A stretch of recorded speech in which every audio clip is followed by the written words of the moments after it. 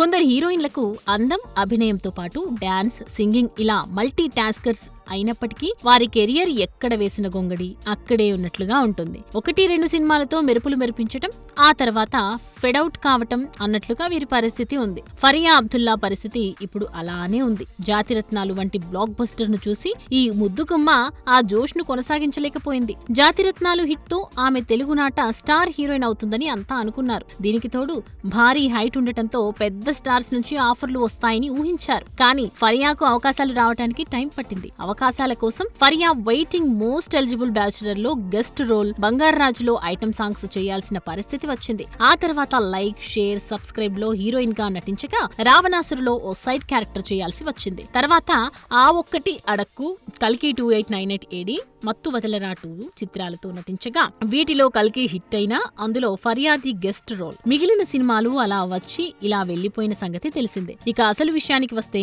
తాజాగా సుమాతో జరిగిన ఒక ఇంటర్వ్యూలో పాల్గొన్న ఫరియా తన ఇష్టాయిష్టాల గురించి ఇలా చెప్పుకొచ్చింది. 3 సెలబ్రిటీలతో డేటింగ్, లవ్, మ్యారేజ్ చేసుకోవాల్సి వస్తే ఎవరి పేర్లు చెప్తారని సుమా అడగ్గా తనకు అవకాశం వస్తే యంగ్ పవన్ కళ్యాణ్ తో డేటింగ్, యంగ్ నాగార్జునతో లవ్ చేయాలని ఉందని, ప్రభాస్ ని పెళ్లాడాలని ఉందని తన కోరికల్ని బయటపెట్టేసింది ఈ హైదరాబాదీ భామ. ఇది చూసి ఈ అమ్మడి ఆశలు మామూలుగా లేవుగా అంటూ ఓపెన్ గానే కామెంట్ చేస్తున్నారు movie lovers. For more videos like this, subscribe Big TV channel.